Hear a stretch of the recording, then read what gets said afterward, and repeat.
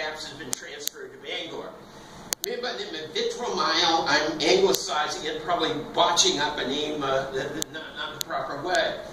But he describes the situation, what happened. He gets off at Bucksport, takes a stagecoach some 19 miles to Ellsworth, arriving with his Catholic attire on, landing at the, stopping at the American House, which is kind of on Main Street, about maybe a third of the way down from High Street to Water Street. You know, it's up toward the intersection there.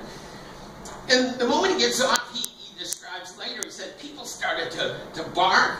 They had, you know, like a dog, they had threatening fisted actions and the like.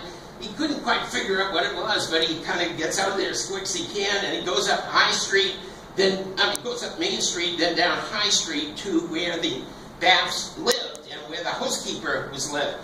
And he came up and saw that the house had been much destroyed. The housekeeper was ill, but she was there, and she explained that bapst had gone to Bangor and that he had best probably try to do that. So, feeling dangerous and in danger in this, he changes his clothes and adopts a more secular manner.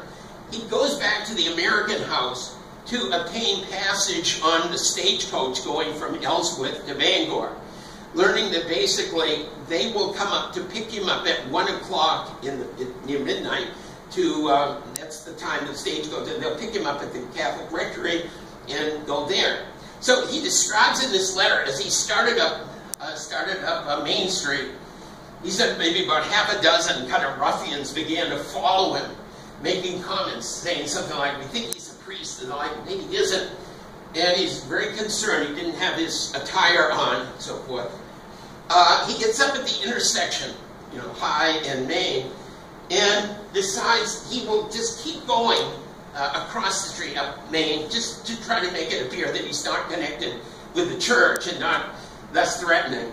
And as he's going away up there toward where the station kind of would be, he hears the talk, say, well, I guess he's not a priest at all. And he gets up and maybe about 50 yards from there under one of the trees and turns around to watch, and they talk a little bit, then they go back away. He took the field back to the rectory and was picked up at 1 o'clock, went back. Cheney comes back to Ellsworth, had nothing to do with the immediate violence there, but he comes back to a community much struck by the violence. Indeed, it was said in the newspaper, the Eastern Freeman, the rival paper, indicated that many prominent family members of Ellsworth came up to kind of, in amusement, to kind of look at the destruction that had been brought by those maybe of a more ruffian hue before, but there was a little kind of acceptance of what was there. Well, the point of the matter was that basically 2 town meetings are held. One to basically offer a reward for evidence of who's been causing the destruction. But then a second one on July 8th, held at what's called the Orthodox or the Congregational Church here next door.